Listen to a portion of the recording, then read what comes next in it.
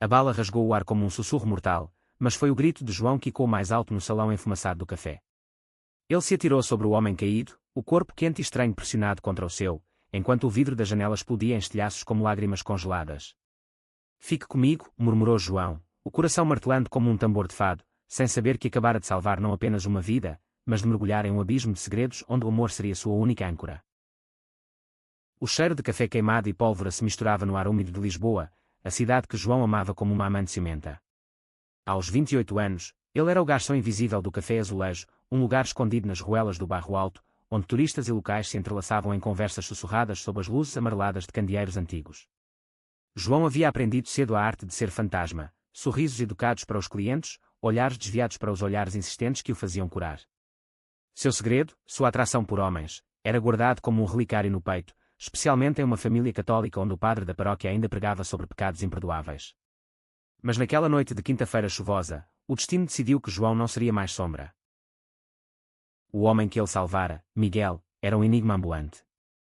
Alto, com cabelos negros ondulados caindo sobre a testa e olhos verdes que pareciam engolir a luz, Miguel se levantou devagar, o sangue manchando sua camisa de linho fina. Você. Porquê? Perguntou ele, a voz rouca como o vento no Tejo, enquanto João o arrastava para os fundos da cozinha, trancando a porta com mãos trêmulas. O café estava em pânico, clientes gritando, sirenes distantes uivando como lobos. Porque ninguém merece morrer sozinho, respondeu João, rasgando um pano limpo para estancar o ferimento no ombro de Miguel. Seus dedos roçaram a pele quente, e por um segundo, o mundo parou, um toque que era ao mesmo tempo salvação e sentença. Miguel não era um cliente qualquer. Filho de Dom Vasco, o patriarca invisível da máfia que controlava as sombras de Portugal desde os anos 80, ele era o herdeiro relutante de um império construído em contrabando de vinho do Porto e dívidas que nunca se pagavam. Aos 32, Miguel vivia dividido, o dever familiar o amarrava como correntes de ferro, mas seu coração ansiava por liberdade, por um mundo onde o amor não fosse uma fraqueza explorada por inimigos. Ele frequentava o Café Azulejo para escapar, um refúgio onde podia ser apenas Miguel, não o príncipe das trevas. Mas naquela noite, um traidor dentro da família havia armado o atentado, e o tiro que deveria tê-lo matado encontrou apenas o ar, graças ao instinto de João. Enquanto a polícia chegava, Miguel pegou a mão de João, os olhos fixos nos dele com uma intensidade que fez o ar crepitar. Você não sabe no que se meteu, rapaz. Mas eu te devo a vida. Venha comigo. João hesitou, o coração dividido entre o medo e uma curiosidade perigosa. Ele pensou em sua mãe, viúva em uns subúrbios de Sintra, que o criara com histórias de santos e orações. Pensou em seu melhor amigo, Rui, um artista de rua que o incentivava a abraçar sua identidade, mas que agora estaria preocupado com o silêncio de seu telefone. No entanto, algo na voz de Miguel, uma vulnerabilidade crua, o fez a sentir. Eles saíram pelos fundos, mergulhando na chuva que lavava as ruas de Lisboa como lágrimas de arrependimento. A primeira noite na mansão de Miguel, nos arredores de Cascais, foi um turbilhão de contrastes.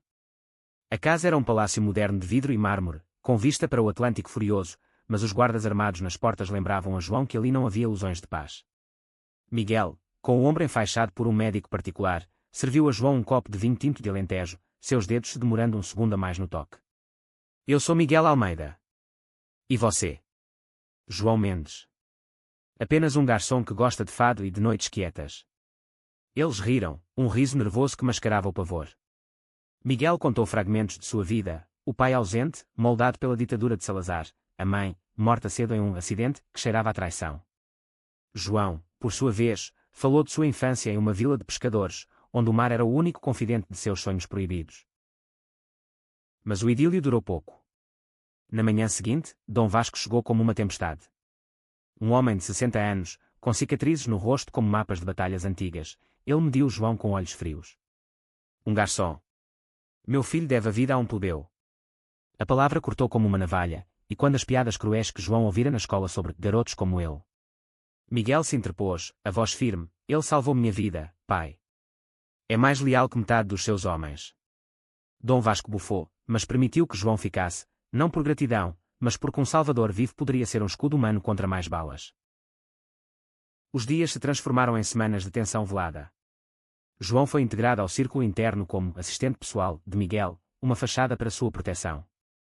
Ele aprendeu os rituais da máfia, reuniões sussurradas em adegas de vinho do Douro, onde acordos eram selados com apertos de mão e olhares de aço, viagens noturnas para Évora, onde o contrabando fluía como o rio Guadiana. Mas o verdadeiro conflito fervia nas entranhas de João. Ele via Miguel não como um criminoso, mas como um homem preso, gentil com os empregados, doando anonimamente para orfanatos em Lisboa, mas atormentado pela sombra do pai. E Miguel? Ele se pegava observando João, o jeito como ele ria com as cozinheiras, a forma como seus olhos se iluminavam ao descrever um pôr do sol em Nazaré. Era uma atração que Miguel negava, criada em um mundo onde fraquezas como o amor eram fatais. A primeira faísca veio em uma noite de gala em um cassino de Estoril. João, vestido em um terno emprestado que o fazia se sentir um impostor, acompanhava Miguel entre tubarões sociais. Uma mulher exuberante, Ana, flertou abertamente com Miguel, seus olhos calculistas traindo ambições.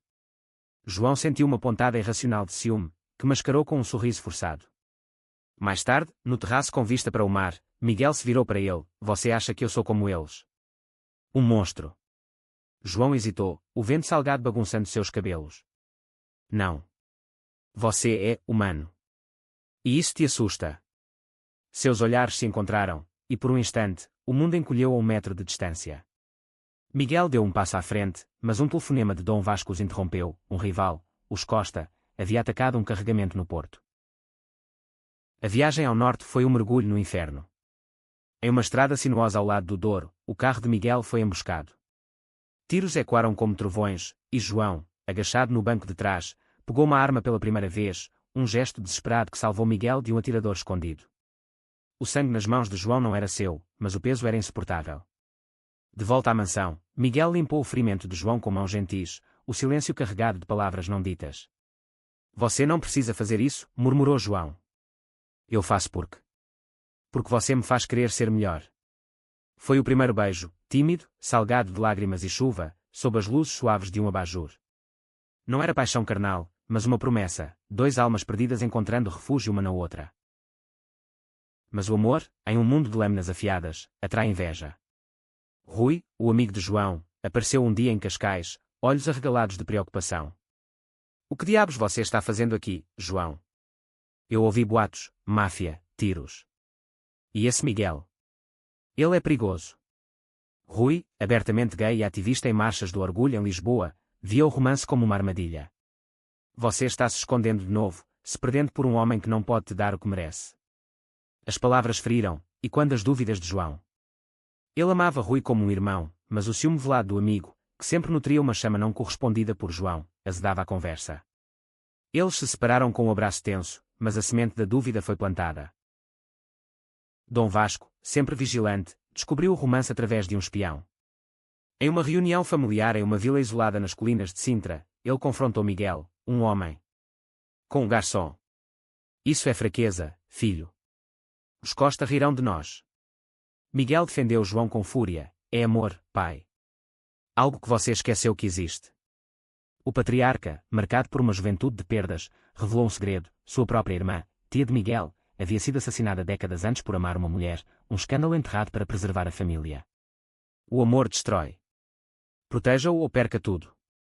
As palavras pairaram como uma maldição, forçando Miguel a questionar: poderia ele arrastar João para esse vórtice? O primeiro grande conflito explodiu quando os Costa sequestraram João durante uma visita a Lisboa. Arrastado para um armazém decadente no cais do Tejo, amarrado e vendado, João enfrentou o líder rival, um homem sádico chamado Raul Costa. "Diga a seu amante que o próximo tiro será no coração dele." Mas João, com a coragem forjada no mar de sua infância, cuspiu de volta: "Miguel não é meu amante. Ele é meu amigo. E amigos não se dobram." Horas de terror se passaram, intercaladas por flashbacks, memórias de seu primeiro crush, um pescador em sua vila que o rejeitara por medo do escândalo, a solidão que o levara a Lisboa, sonhando com aceitação. Quando Miguel invadiu o local com seus homens, o reencontro foi um vendaval de alívio e raiva. "Nunca mais me deixes para trás", sussurrou Miguel, desamarrando as cordas com mãos trêmulas. A resgate fortaleceu seu laço, mas trouxe uma reviravolta. Rui, agindo por ciúme e medo, havia vazado a localização de João para a polícia, na esperança de salvá-lo da máfia. A traição cortou profundo.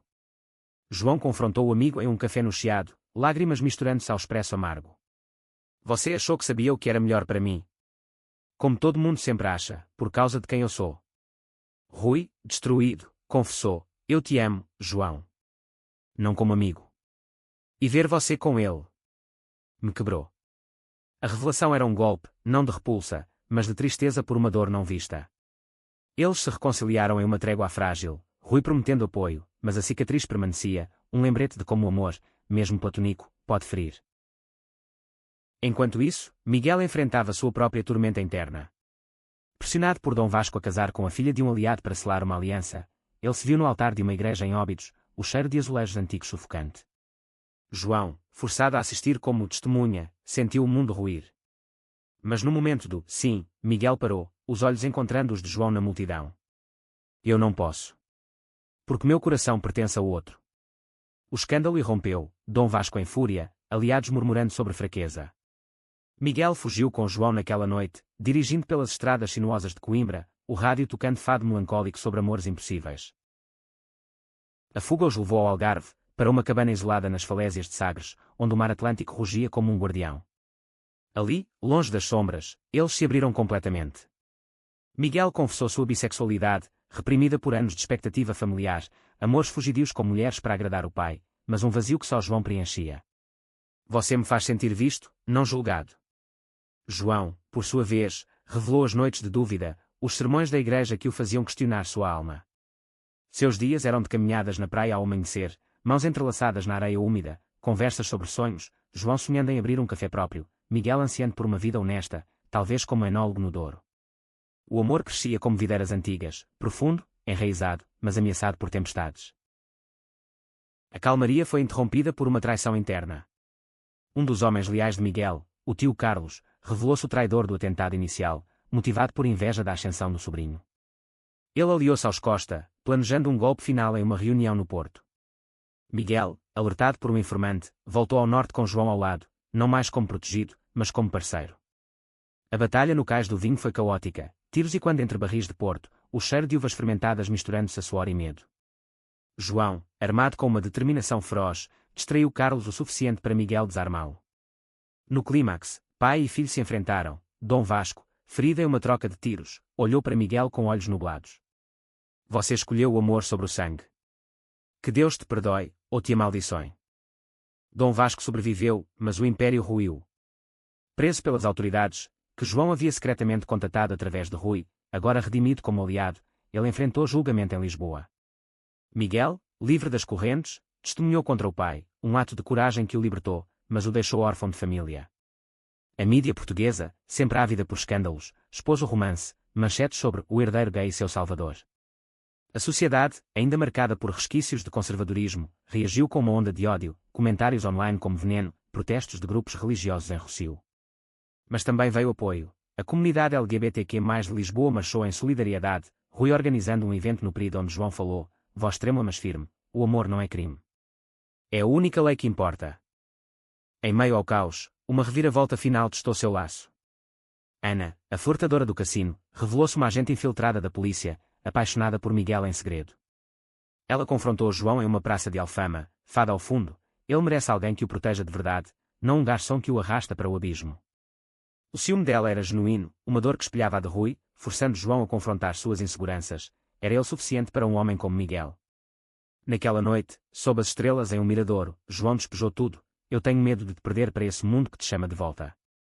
Miguel, com lágrimas nos olhos, ajoelhou-se na pedra fria, você é meu mundo agora. Case comigo, não por tradição, mas por nós.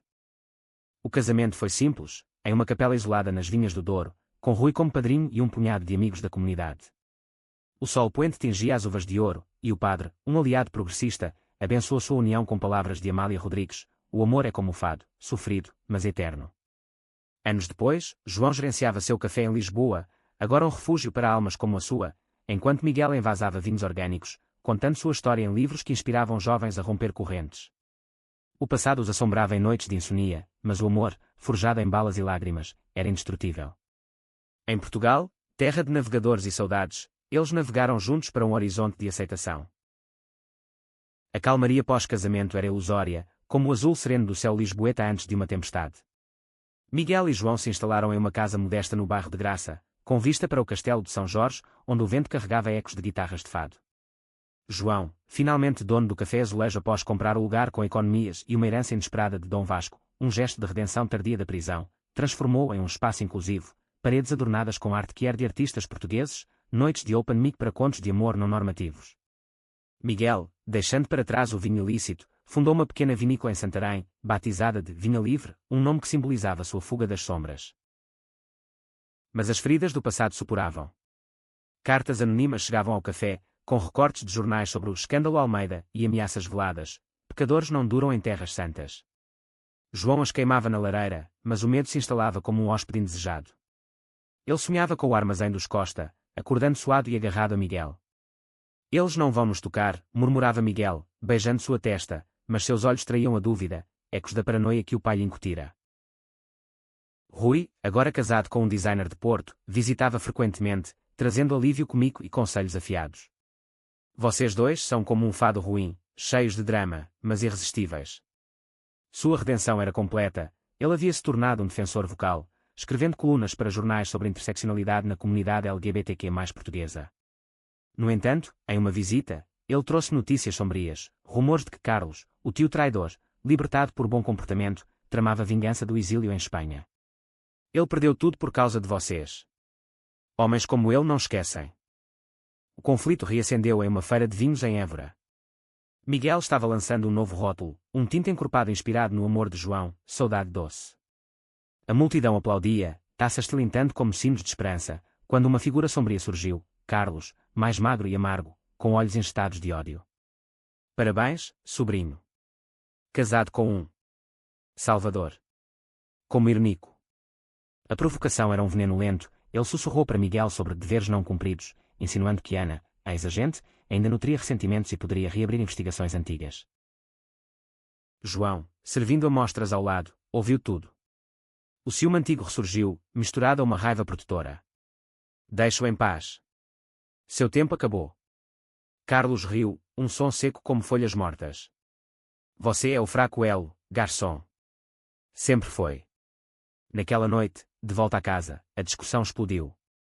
Miguel, exausto, acusou João de paranoia. Você vê inimigos em toda sombra, como meu pai me ensinou a ver. João rebateu, voz embargada, e você? Ainda sonha com o império que te oferecia poder, não amor. As palavras foram lâminas, eles dormiram costas com costas, o silêncio mais alto que qualquer grito. A reviravolta veio de onde menos esperavam, Ana. Ela os procurou em Lisboa, não como inimiga, mas como aliada quebrada. Despedida da polícia por conflitos de interesse, seu amor não correspondido por Miguel a havia cegado, ela confessou, eu ajudei a derrubar Dom Vasco porque acreditava em justiça. Mas vi o que fiz com vocês. Oferecendo provas de que Carlos planejava um atentado final, usando contatos remanescentes dos Costa. Em troca, pedia perdão, e uma chance de amizade. João, com seu coração magnânimo, estendeu a mão, o amor machuca, mas o ódio mata. Junte-se a nós. Com Ana como informante, eles armaram uma armadilha.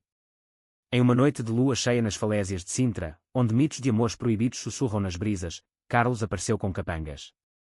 A emboscada foi precisa, Rui distraiu com um drone de vigilância, Ana bloqueou a fuga, e Miguel e João confrontaram o tio cara a cara.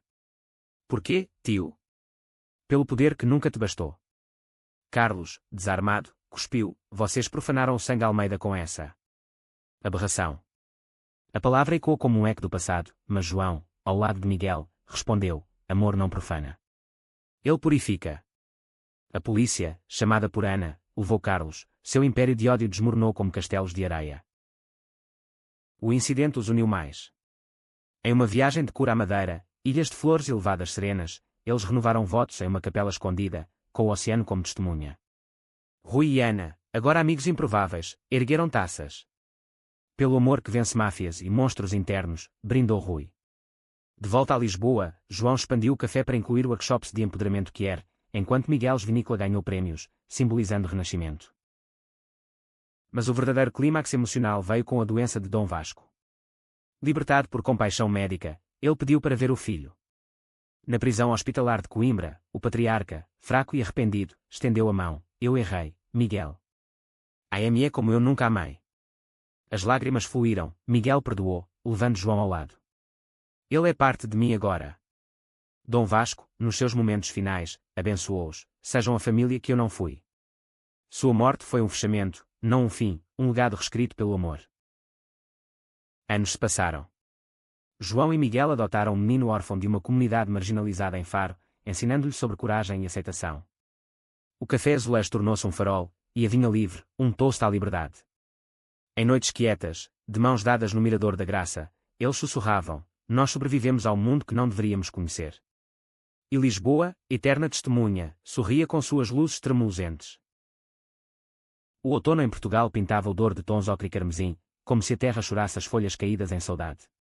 Miguel e João, agora na casa dos 40, haviam construído uma vida que desafiava as probabilidades. O café de João prosperava como um hub cultural, atraindo poetas e ativistas de todo o país, enquanto a vinícola de Miguel exportava para a Europa, cada garrafa contando uma história de redenção. Seu filho adotivo, Tomás, de 8 anos, corria pelas vinhas com a energia de um furacão, seus olhos misturando o verde de Miguel com o castanho de João, um testemunho vivo de seu amor. Mas sombras antigas retornam, disfarçadas de novas formas. Uma jornalista ambiciosa, Sofia, de um tabloide de Lisboa, começou a cavar o passado, o herdeiro da máfia e seu garçom, amor ou conspiração. Suas reportagens sensacionalistas reviveram feridas, pintando João como o sedutor oportunista que derrubara o império. A comunidade, outrora solidária, rachou, alguns vizinhos no Graça cochichavam, e quando preconceitos velados sobre famílias não tradicionais. Tomás voltava da escola com perguntas inocentes que cortavam: porque as outras crianças dizem que papai João é diferente? Miguel, sempre o protetor, contratou advogados, mas o dano era sutil, corrosivo. Em uma noite de discussão no terraço da casa, com o Tejo serpenteando abaixo como uma veia exposta, ele explodiu: eu te arrastei para isso, João. Minha família te amaldiçoou. João, exausto de sorrisos falsos no café, rebateu: não é maldição, é vida. Mas você ainda se esconde atrás da culpa, como se eu fosse uma vítima. O silêncio que seguiu foi um abismo. Pela primeira vez, dúvida genuína rastejou entre eles. Rui, agora um colunista renomado, interveio com sua franqueza brutal. Em um almoço no Chiado, ele confrontou os dois: vocês salvaram ao outro de infernos pessoais. Não deixem um tabloide reacender demónios. Sua própria vida, um casamento estável, mas marcado por infidelidades passadas, servia de lição. O amor requer luta diária, não só contra o mundo, mas contra si mesmos. Inspirado, João convidou Sofia para uma entrevista no café, não para confronto, mas para verdade. Escreva sobre o homem que eu sou, não o rótulo que você inventa. A matéria resultante, surpreendentemente humana, virou o jogo, de balas a botelas, a jornada de 2 corações portugueses. Enquanto isso, Ana emergiu novamente, agora como terapeuta em Porto, especializada em traumas de violência organizada. Ela ofereceu sessões gratuitas para a família, ajudando Tomás a processar as zombarias escolares através de desenhos de super-heróis que era. Para Miguel, as sessões desenterraram camadas profundas, a bissexualidade que ele ainda explorava timidamente, através de diários e conversas com João. Eu te amo como você é, mas também como eu sou, inteiro, com todas as partes. João, por sua vez, confrontou sua própria repressão, raízes católicas que o faziam questionar se seu amor era suficiente aos olhos de Deus. Ana os guiou para um retiro em um mosteiro progressista em Tomar, onde monges celebravam a diversidade como reflexo divino. A reviravolta veio com uma herança inesperada, a vila de Sintra de Dom Vasco, deixada para Miguel em testamento. Ao revistá-la, eles encontraram cartas da tia assassinada, confissões de um amor lésbico cortado pela família, paralelas à jornada deles. Ela vive em nós, sussurrou João, lendo em voz alta sob o sol filtrado pelas eras. Mas a vila atraía fantasmas, um primo distante, herdeiro secundário, contestou a posse, alegando que Miguel abandonara o legado familiar por caprichos pessoais. O processo judicial em Lisboa foi um circo midiático, com testemunhas do passado, ex-capangas de Dom Vasco, testemunhando sobre lealdades quebradas. No tribunal, o clímax emocional, Miguel subiu ao banco, voz firme mas olhos úmidos. Meu pai me ensinou honra através do medo. João me ensinou através do amor. Essa vila não é sobre sangue, é sobre cura. João, ao seu lado como testemunha, acrescentou: nós construímos uma família onde o preconceito não entra. O juiz, tocado, concedeu a propriedade, mas o primo, amargurado, jurou vingança sutil, boicotes à vinícola, rumores em círculos sociais. A família retaliou com criatividade, transformaram a vila em um centro de retiros para sobreviventes de violência doméstica e discriminação LGBTQ+, em parceria com a ONGS de Fara Braga. A inauguração, com fado ao vivo e vinhos de Miguel, foi um triunfo. Rui discursou, Ana facilitou workshops, e Tomás plantou uma árvore em homenagem à tia bisavó. Sofia cobriu o evento, selando sua aliança. Com o tempo, as tensões se dissiparam como névoa matinal. Tomás cresceu confiante, marchando no período de Lisboa com cartazes caseiros. Miguel e João, grisalhos mas apaixonados, dançavam fado em casa, corpos sincronizados como ondas. Nós entramos em um mundo proibido, murmurava Miguel, mas saímos dele, juntos. Portugal, com suas saudades eternas, celebrava seu amor como uma lenda moderna. A primavera de 2040 floresceu em Portugal com uma doçura renovada, mas para João e Miguel, ela trouxe um teste de fogo disfarçado de bênção.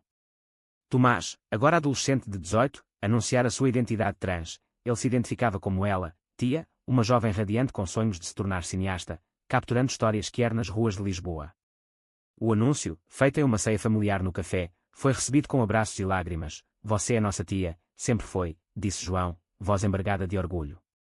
Miguel, com sua jornada própria de autodescoberta, acrescentou, amor não tem gênero, só coração. Mas a aceitação familiar contrastava com o mundo exterior. Tia enfrentava bullying na Universidade de Belas Artes, onde colegas conservadores a rotulavam de confusa ou pior. Uma noite, ela voltou para casa com o rosto inchado de um confronto físico, o celular estilhaçado com mensagens de ódio. Porque o mundo nos odeia tanto. Rui, visitando de Porto com seu parceiro, ofereceu consolo prático. Vamos fazer um documentário sobre isso. Sua voz pode mudar vidas. Ana, agora mentora de Tia, sugeriu terapia grupal em um centro de Coimbra. O conflito escalou quando o primo vingativo, agora um político local em Sintra, usou a história de Tia para atacar Miguel publicamente, o legado Almeida, corrompido por agendas destrutivas da família moderna. Discursos inflamados em assembleias municipais reviveram fantasmas da máfia, insinuando que a vinícola financiava propaganda degenerada. Boicotes surgiram, distribuidores cancelando contratos, o café vendo clientela fiel hesitar nas portas. Miguel, ferido mas resoluto, confrontou o primo em uma reunião na Câmara de Sintra. Você usa ódio para ganhar votos, como meu pai usava medo para ganhar poder. Mas Tia é o futuro, não uma arma. João, ao lado, falou com a paixão de um garçom que vira vidas se entrelaçarem. Nós superamos balas e traições. Seu veneno não nos tocará. A mídia, liderada por Sofia Agora Editora, expôs as ligações do primo com resquícios criminosos, virando a opinião pública. Enquanto isso, Tia canalizou a dor em arte, um curta-metragem sobre a tia bisavó, filmado na Vila de Sintra, com depoimentos de sobreviventes. Estreou no Festival de Cinema Quer de Lisboa, ganhando prémios e corações. Meu pai me salvou de um mundo escuro, disse ela no discurso de aceitação, e meu pai João me ensinou a iluminá-lo. A família emergiu mais forte, mas uma reviravolta pessoal testou Miguel, um reencontro com o amor antigo da juventude, um homem de faro que o procurara após ler sobre o casamento. Eu te amei antes de tudo, escreveu. O encontro, inocente como café em Alfama, mexeu com Miguel, ecos de uma bissexualidade não explorada. Ele confessou a João naquela noite, temendo julgamento, não é traição. É saudade de partes de mim. João, com sabedoria forjada em anos, respondeu, explore, mas volte para nós. Amor é confiança, não posse. O episódio levou uma lua de mel tardia no Açores, ilhas de vulcões adormecidos e águas termais. Ali, sob estrelas atlânticas, eles redescobriram ritmos, conversas nuas sobre desejos, limites, o que família significava além do sangue. De volta, Miguel integrou essa totalidade em sua vida, tornando a vinícola um espaço para eventos de diversidade. Anos fluíram como o Tejo. Tia dirigiu um filme premiado internacionalmente, Rui publicou uma biografia velada de sua amizade, Ana fundou uma rede de apoio em todo Portugal. João e Miguel, avós honorários através de Tia, sentavam no café, mãos envelhecidas entrelaçadas, contando histórias para netos imaginários. Nós entramos em um labirinto, ria Miguel, mas o amor foi nosso fio de Ariadne. O inverno de 2050 envolveu Portugal em um manto de geada rara, um lembrete de que mesmo terras quentes guardam frios profundos. João, aos 58, sentia as articulações protestarem nas manhãs úmidas do Graça, mas seu espírito ardia como vinho envelhecido. O Café Azulejo havia se tornado lenda, um museu vivo de memórias que era, com exposições rotativas e um podcast, o Fado das Sombras, narrando jornadas como a deles, com o ícone áudio pescando em cada episódio. Miguel, robusto mas com fios prateados, supervisionava a vinha livre de uma cadeira de balanço na varanda, mentorando jovens enólogos de origens marginalizadas. Tia, agora uma diretora aclamada de 28, anunciara gravidez, um filho via inseminação, com sua esposa, uma escritora de Évora. A notícia trouxe alegria, mas também medos ancestrais, e se o mundo ainda nos julgar? João, e quando sua própria jornada, respondeu, nós pavimentamos o caminho. Caminho nele. Mas o passado, teimoso como era em ruínas, voltou na forma de um livro anónimo, Sombras do Douro, uma ficção supostamente inspirada na família Almeida, retratando Miguel como tirano e João como manipulador. O autor. O primo, agora exilado em Espanha, mas com tentáculos editoriais. O escândalo explodiu nas redes, revivendo trolls e debates sobre família tradicional. Até aliados vacilaram, um patrocinador da vinícola retirou-se, citando controvérsias. Rui, envelhecido mas afiado, contra-argumentou em colunas: isso não é ficção, é difamação envenenada por inveja. Ana, aposentada mas ativa, organizou uma petição que reuniu milhares de assinaturas de toda a lusofonia. O conflito interno foi o mais doloroso. Miguel, lendo trechos do livro, questionou: e se houver verdade neles? Eu te arrastei para a dor. João, limpando mesas vazias no café, rebateu com lágrimas: dor nos moldou. Sem ela, não seríamos nós. Eles buscaram refúgio em uma peregrinação a Fátima, não por dogma, mas por cura simbólica, caminhando descalços, orando por paz interior. A reviravolta veio de tia. Ela adaptou o livro em uma peça teatral satírica, estreando no Teatro Nacional de São Carlos. Com atores que e twists que expunham o autor como vilão caricatural, a peça foi um hit, ridicularizando o ódio. O primo processou por difamação, mas o caso colapsou quando evidências de plágio, roubadas de diários de Dom Vasco, emergiram, graças a uma investigação de Sofia, agora avó orgulhosa. A vitória foi agridoce. O neto de tia, pequeno Lucas, nasceu em uma primavera florida, batizado na vila de Sintra com padrinhos João e Miguel. Vocês são lendas, disse tia, abraçando-os. A família expandida, Rui com seus filhos adotivos, Ana com sua rede de filhas espirituais, celebrava em festas anuais no Douro, taças erguidas ao amor resiliente.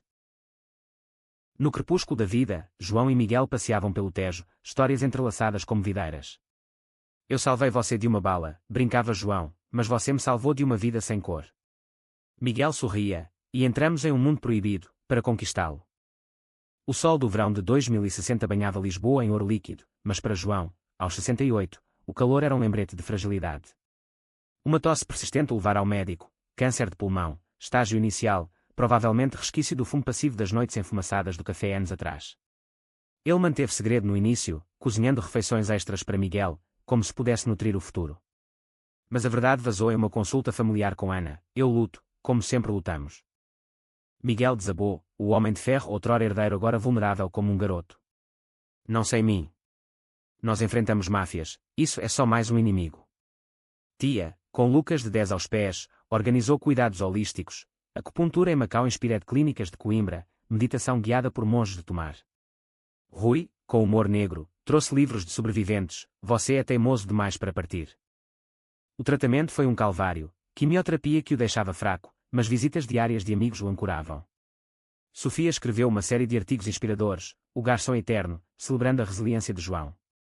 O café fechou temporariamente, transformado em espaço de apoio para pacientes oncológicos com o podcast continuando via gravações de voz rouca mas apaixonada.